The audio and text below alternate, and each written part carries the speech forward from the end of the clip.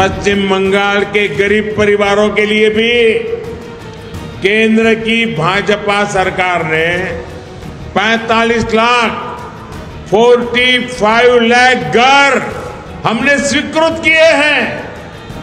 इसके लिए 42,000 करोड़ रुपए 42,000 करोड़ रुपए रिलीज किए गए हैं।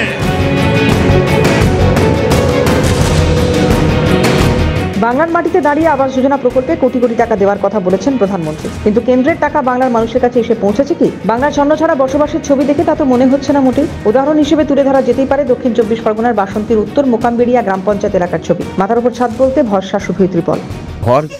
ঘর সেই আরএসপি আমাদের ঘর দিয়েছিল, সেই দেওয়ায় এখন কোনো ঘরের কোনো খবর পাইনি, কোনো কিছু জানি না, কেউ বলেও না, কেউ আমাদের দেয় না, তো কি করবো আমরা ওইভাবে আছি। আবাসে যন্ত্রণা, কাজ করেও টাকা না মেলার অভিযোগ করেছেন সেখানকার মানুষ। 100 দিনের কাজ, গাছ বসানো কাজ করেছিলাম, গাছ ডিউটি করা, জল দেওয়া, সব কিছু এমনি সব কাজ করেছিলাম, একটাও পয়সা দেয়নি। সেই বই আমাদের বাড়িতে পড়ে আছে, টাকা দেবো করে এ মাস সে মাস করে কোনো খবর বলে না। আর কি বলছেন বিরোধী শিবির?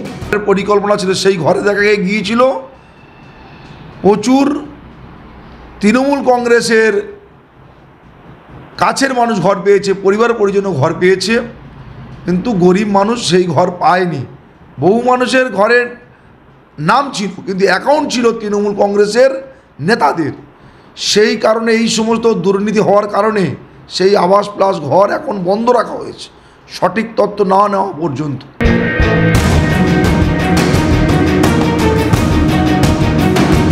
যন্ত্রণার একই ছবি ধরা দিচ্ছে নদিয়ার হরিণঘাটা ব্লকের বিরোহী 2 নম্বর গ্রাম পঞ্চায়েতের মাঝদিয়া এলাকাতেও। দল বদলেও আবাসের যন্ত্রণা থেকেই গেছে। এই ঘরে আমরা 18-19 জন। 18-19 জন। এই সরকারি আবাস যোজনা কিছু পাইনি আমরা। ওই তৃণমূল করতে করতে তারপরে দেখলাম কিছু পাচ্ছি না, আমরা এখন বিজেপি চলে এসেছিলাম। যখন ঘর বাড়ি জোর আসে তারপরে আমাদের কিছু দেয়নি। ওই বলে হবে, করবে, হবে, ওই আসে মোবাইল দিয়ে ছবি তুলে নিয়ে যায়, কোনো কাজ করে না। পাচ্ছি তো, দেখছি লোকে নিচ্ছে। আপনারা পাচ্ছেন না কেন? সেটাই তো, কেন বিজেপি করি দেয় না? বিজেপি করেন বলে দেয় না। হ্যাঁ, কেন্দ্র মানুষের পরিষেবার মাঝে বাধা হয়ে দাঁড়িয়ে তৃণমূল। বাংলার বুকে দাঁড়িয়ে সুর চড়ালেন খোদ প্রধানমন্ত্রী। यहां तक कि टीएमसी सरकार गरीबों के घर तक नहीं बनने दे रही है।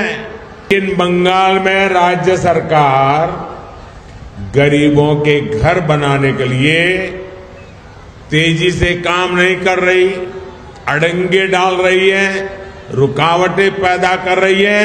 কেন্দ্রীয় সরকারের বিরুদ্ধে বঞ্চনার অভিযোগ নিয়ে মানুষের দরবারে বারবার গিয়েছে তৃণমূল। পঞ্চায়েত হোক বা লোকসভা নির্বাচন, ভোটের আগে ইস্যু খাড়া করতে একই চর্বিত চর্বণ করতে দেখা গিয়েছে তৃণমূলের নেতা নেত্রীদের। প্রধানমন্ত্রীর মন্তব্যের পর সেসব অভিযোগ ধূপে টিকছে কি আর? উত্তরটা বোধহয় অজানা নয় কারোরই। দক্ষিণ 24 পরগনা থেকে হরিপদ মণ্ডল ও নদিয়া থেকে সুবীর দাসের রিপোর্ট, ক্যালকাটা নিউজ।